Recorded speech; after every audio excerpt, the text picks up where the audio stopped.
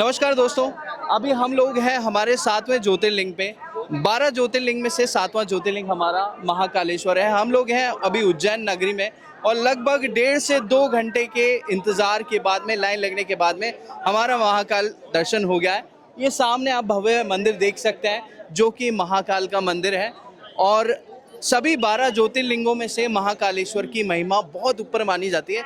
वो क्यों मानी जाती है? क्योंकि ये शिव का तांडव रूप है। और अगर हम भाग्यशाली होते तो हमें भस्म आरती भी देखने को मिलती, मगर अनफॉर्चुनेटली हमने अभी भस्म आरती नहीं देखी। ये भगवान शिव का मंदिर है और चारों तरफ यहाँ भव्य मंदिर ही है। दोस्तों, ये जो आप सामने मंदिर देख रहे हैं ना, ये पूरा समूह जो है मंदिर का, यही महाकालेश्वर मंदिर समूह है। और ज़रा आप भीड़ देखो, लोगों की इतनी ज़्यादा भीड़ है, सबकी अर्ली मॉर्निंग का टाइम है ये। और सामने अगर आप सुबह 4 बजे यहाँ पहुँच जाते हैं तो वो सबसे सर्वश्रेष्ठ टाइम है दर्शन करने का, क्योंकि सुबह आपको महाकाल की भस्म आरती देखने को मिलती है।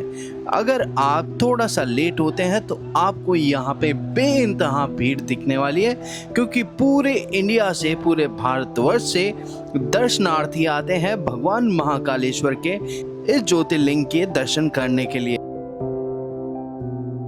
हालांकि इस ज्योतिर्लिंग के दर्शन करते वक्त आपको मोबाइल अंदर ले जाने की अनुमति नहीं होती है, मगर फिर भी हम गर्भगृह के कुछ दृश्य आपको दिखा रहे हैं ताकि आप लोग भी हमारे साथ साथ भगवान शिव के ज्योतिर्लिंग के दर्शन कर सकें। और यकीन मानिएगा, ये सबसे सुखद एहसासों में से एक है। ये तो आप सभी को पता होगा कि महाकालेश्वर ज्योतिर्लिंग भारत के 12 प्रमुख ज्योतिर्लिंगों में से एक है और ये मध्य प्रदेश के उज्जैन शहर में स्थित है। भगवान शिव यहाँ महाकाल के रूप में पूजे जाते हैं, जो काल यानी कि समय और मृत्यु दोनों के अधिपति हैं। इस मंदिर का वर्णन हमें शिव पुराण, स्कंद पुराण और कालिदास की रचनाओं में भी मिलता है।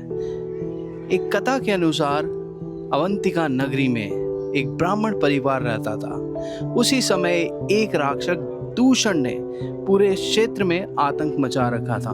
वह भक्तों को शिव पूजा से रोकता था। ब्राह्मणों ने भगवान शिव से रक्षा की प्रार्थना की। तब भगवान शिव स्वयं पृथ्वी से प्रकट हुए और दूषण का वध किया। उसी स्थान पर महाकाल रूप में स्वयंभू शिवलिंग की स्थापना हुई, जिसे आज महाकालेश्वर ज्योतिर्लिंग कहा गया है। उज्जैन में स्थित महाकालेश्वर केवल एक मंदिर नहीं, यह मृत्यु से मोक्ष तक की यात्रा का प्रतीक है।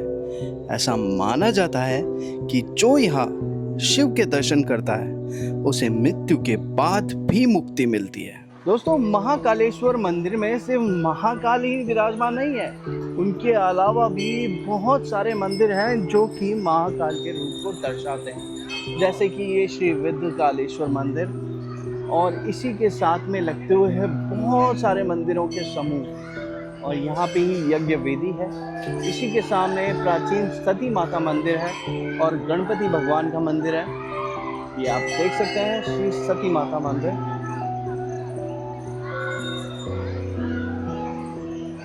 और ये सारे जो मंदिर के समूह हैं, आप इस तरह के मंदिर देख रहे हो, ये बहुत पुराने हैं। लगभग 1000 साल पुराने ये मंदिर कहे जाते हैं। दोस्तों, सामने जो स्ट्रक्चर देख रहे हैं, इसको देख कर के आप अंदाज़ा लगा सकते हैं कि कितना पुराना ये मंदिर होगा। और इस तरह के जितने अवशेष अब बचे हैं वो छोटे छोटे मंदिरों में बना दिए गए हैं। और ये जो सामने स्ट्रक्चर देख रहे हैं, इनको रिनोवेट किया गया है। और वो जो सामने चोटी दिख रही है, वो मेन मंदिर है जहाँ पे महाकाल के दर्शन होते हैं। इसी तरह अगर सामने आप देखेंगे, श्री काशी विश्वनाथ मंदिर, ये स्वरूप है काशी विश्वनाथ का। सामने ही आपको बहुत सारे ऐसे मंदिर दिख जाएंगे, जैसे श्री गणपति मंदिर। यहाँ गणेश जी महाराज विराजमान है और गणेश जी महाराज के भी यहाँ लगभग 8-10 मंदिर हैं। दोस्तों, मंदिर के प्रांगण में प्रवेश करते ही विशालकाय मूर्तियां आपका स्वागत करती हैं, जो कि हैं ब्रह्मा, विष्णु और साक्षात महेश। और ये मूर्तियां इस मंदिर की विशेष पहचान है। यहाँ घुसने के बाद में ये आदमकद मूर्तियाँ जो कि अलग अलग कलर में आपको दिखती है, सिल्वर, ब्रॉन्ज और गोल्ड में, और मानो कि ये आपकी ही प्रतीक्षा कर रही हो। साथ ही गणेश जी विराजमान है जो कि सफेद मार्बल में बनाए गए हैं। और जैसे ही आप मंदिर प्रांगण में आगे बढ़ेंगे आपको इस तरह की भव्य मूर्तियां भी दिखाई देगी जो कि सबको अपनी ओर अट्रैक्ट कर रही होंगी। अष्ट धातु से निर्मित ये मूर्तियां यहाँ का आकर्षण का केंद्र है। और सामने ही विराजमान है वाइट मार्बल में हनुमान जी। दोस्तों, उज्जैन के महाकाल में महाकाल के अलावा महाभैरव की पूजा की जाती है और महाकाल मंदिर के इस प्रांगण में अष्ट भैरवों की प्रतिमाएं स्थित है। ये 8 भैरव रूप हैं जो शिव के अलग अलग रक्षक और उग्र रूप को दर्शाते हैं। असितांग भैरव दक्षिण दिशा के रक्षक, चंड भैरव अग्नि तत्व के स्वामी, कपाल भैरव मृत्यु और तंत्र के अधिपति, क्रोध भैरव शत्रु विनाशक, रूरू भैरव ज्ञान और रचना के देवता, भीषण भैरव भय से रक्षा करने वाले, संहार भैरव विनाशक रूप, अनंत भैरव अनादि और अनंत स्वरूप। श्री भैरव की ये मूर्तियां दर्शाती है कि महाकाल न केवल काल के अधिपति हैं, बल्कि वे हर दिशा में अपने भैरवों के रूप में सतर्क प्रहरी भी हैं। महाकालेश्वर का ये मंदिर सिर्फ महाकाल को ही समर्पित नहीं है, महाभैरव को भी समर्पित है। कहा तो ये भी जाता है कि अगर आप महाकाल मंदिर आ रहे हैं और आपने महाभैरव के दर्शन नहीं किए हैं तो आपका उज्जैन महाकाल आना व्यर्थ है। यानी कि अगर आप मंदिर आ रहे हैं महाकाल के तो महाभैरव के दर्शन जरूर कीजिएगा। और ये सारी मूर्तियां महाभैरव को समर्पित हैं। दोस्तों, सामने जो आप भव्य निर्माण देख रहे हैं ये है महाकाल सेतु, जो कि श्रद्धालुओं के लिए एक भव्य और दिव्य मार्ग है जो उन्हें शिव दर्शन के अनुभव को और भी खास बना देता है। ये सेतु महाकाल लोक परियोजना का हिस्सा है जो उज्जैन को एक वैश्विक आध्यात्मिक केंद्र बना रहे हैं। इसकी कुल निर्माण लगभग 900 मीटर है और इसका उद्देश्य सिर्फ इतना है कि श्रद्धालुओं को भीड़ से बचाते हुए मंदिर तक आसानी से पहुंचा दे।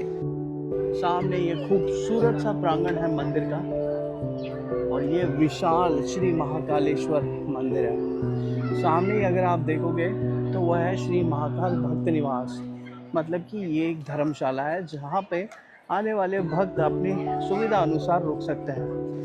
और सामने इसी भव्य मंदिर के अंदर विराजमान है भगवान शिव के महाकाल ज्योतिर्लिंग।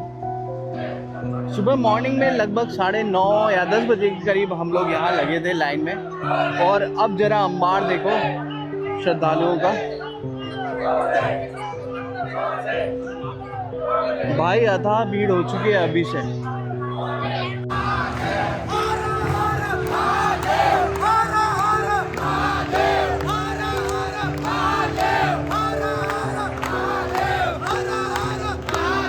महाकालेश्वर का मतलब सिर्फ एक दर्शन नहीं, एक अनुभव है। एक बार जो यहाँ आता है वो महादेव के चरणों में अपने मन की सब शांति पा लेता है। हर हर महादेव। अगर आपको ये वीडियो पसंद आई हो तो लाइक, शेयर और सब्सक्राइब जरूर करें। ऐसे ही और भक्ति यात्रा के लिए बने रहिए हमारे साथ। जय महाकाल। अब हमारी मुलाकात होगी ओंकारेश्वर में।